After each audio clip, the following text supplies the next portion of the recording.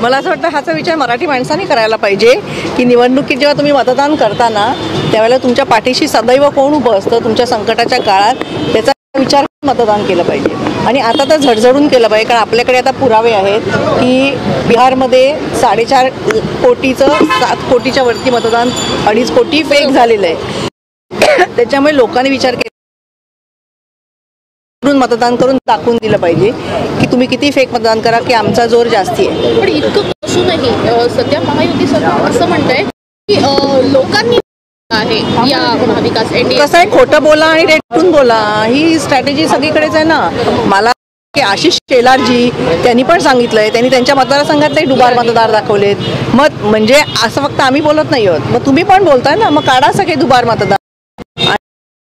मध्ये तुम्ही आकडेवारी तुम्हीच दाखवताय की 4.5 कोटी मतदार होते आणि 7 कोटीच्या पेक्षा वरती जास्ती मतदान झालंय. मग हे वरचे मतदान कुठून आले? आणि आपण सगळे बघतो की मुंबईतनं महाराष्ट्रात ट्रेन भरभरून लोक गेली,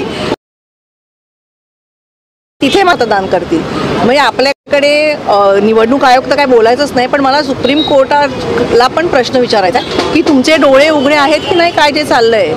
आणि सुमोटो करा ना तुम्ही, प्रत्येक वेळेला जात आहे. आता शिवसेना आणि राष्ट्रवादीची केस किती दिवस चालली आहे? 3 वर्ष तुम्ही पक्षाची केस लढताय आणि सुप्रीम कोर्ट एवढं बिझी आहे की त्यांना वेळच देत नाही. त्याच्यामुळे कोणाला बोलायचं हा लोकशाही धोक्यात आहे असं वारंवार म्हटलं जातं. तर अशा पेंडिंग केसेसमुळे पण या पद्धतीच्या गोष्टी होतात असं वाटतं. पण चुकीचंच आहे ना हे. एखाद्या माणसाचा पक्ष आहे तो तुम्ही पक्षच बळकावून घेताय आणि तुम्हाला व्हॉइसच नाही कुठे. मग तुम्ही कोणाकडे न्याय मागणार? आपण न्यायदेवतेकडे बघतो आणि न्यायदेवता जर ह्या एवढ्या इम्पॉर्टंट केसमध्ये जर एवढी बिझी असेल की आता जर जानेवारीची डेट लागली मी तोपर्यंत इलेक्शन होऊन जातील, मग काय फरक पडतो अजून 3 वर्ष? याला काहीच अर्थ उरत नाही ना एकीकडे. आणि माझं असं म्हणणं आहे की तुम्हाला खात्री आहे ना की तुम्ही भरपूर काम केलंय, तुम्ही निवडून येणार आहात, मग या ना सरळ मैदानात आणि लढा ना. हे असं चोरी छुपे कशाला करताय? न्यायालयीन कचाट्यामध्ये असलेल्या कबूतरखानाचं पोस्टर ताडपत्री काढली तर गुन्हा दाखल नाही. 1700-1800 कोटीची लँड डील झाली, त्याच्याबद्दल 0 केस आहे. म्हणजे आपण साधं मराठी माणसाने आता ह्यांनी पण रजिस्ट्रेशन केलं असेल त्याचे पैसे येतात. तुम्ही एखादी आईने मुलाला गिफ्ट डीड केली तर ती फ्री आहे सांगतात, त्याच्यावरती GST लावतात.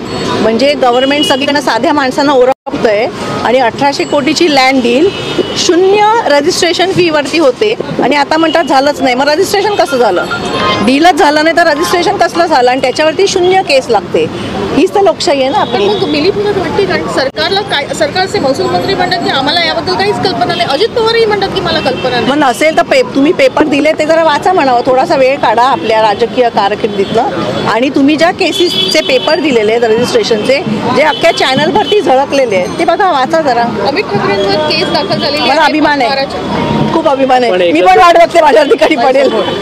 पण एकंदर पाहिलं गेलं तर आता नवी मुंबईला ज्या काही गोष्टी घडल्या एवढ्या दिवसापासून तर माती साचली होती बाई. मी पण काल व्हिडिओ बघितला, मातीने माखलेला होता. आपण तुम्हाला खरं सांगू का, ह्यांना निवडणुकीसाठी फक्त महाराज आठवतात.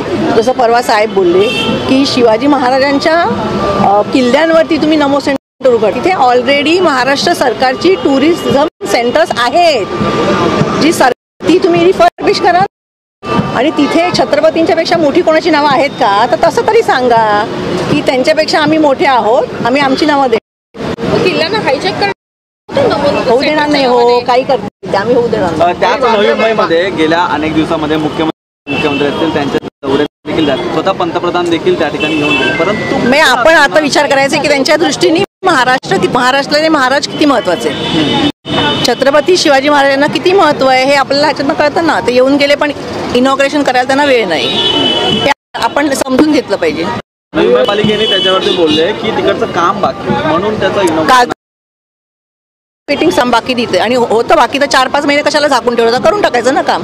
किती वेळ लागतो? अमित ठाकरे यांनी थेट सांगितलं की जर महाराजांवरचे 1000 केसेस मी अंगावर घालतो, आम्ही पण घ्यायला तयार होतो. मला अभिमान वाटतो एकदम. मी बोलली ना, गडकिल्ले उपेक्षित आहेत महाराजांचे. साहेबांनी त्यांच्या पहिल्या ब्लू प्रिंट मध्ये सांगितलं होतं, कोणीही बोललं नव्हतं की छत्रपतींचा पुतळा समुद्र 1000 कोटी पेक्षा महाराजांचे जे गडकिल्ले आहेत जिथे स्वतः महाराजांचा पदस्पर्श झालाय ते तुम्ही रिज्युमिनेट करा. आता आपल्या इकडचे मुंबईतलेच किल्ले बघा, बांद्रा किल्ल्यावरती परवा दारू पार्टी चालू होती, माहीमच्या किल्ल्यावरती झोपडपट्टी आहे. तुम्ही सांगा सरकारला की हा किल्ला तुम्हाला मिळेल, पटकन जातील आणि रजिस्ट्रेशन करून ते किल्ले पण ताब्यात घेतील. आता किल्ल्यावरती परवानगी देणं कितपत योग्य? कारण जे आयोजक होते ते बोलत होते की आम्ही परवानगी घेतलेली आहे. असं कोणाकडनं घेतली परमिशन? झोपडी बांधायला कोणाकडची परमिशन घेता? आपण ज्या झोपड्या वाढलेल्या बघतो, कोणाच्या परमिशन असतात? किल्ल्यांवरती तुम्ही झोपड्या बांधता.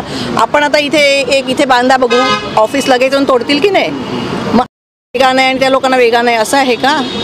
तर तसं सांगा मग. एकंदर आज अजून एक गोष्टी पाहिली गेली ती म्हणजे आदित्य ठाकरेंनी हे देखील ट्विट केलं की कुठे ना कुठे हे जे केस आहे ती चुकीची आहे आणि पाठराखण केली आणि त्यांना गर्व वाटतो की त्याचा अमित ठाकरे यांनी करू नका. मग आम्हाला पण नाही, हे चांगलं आहे ना, भाऊ एकत्र लढतायत, चांगलं आहे. थँक्यू.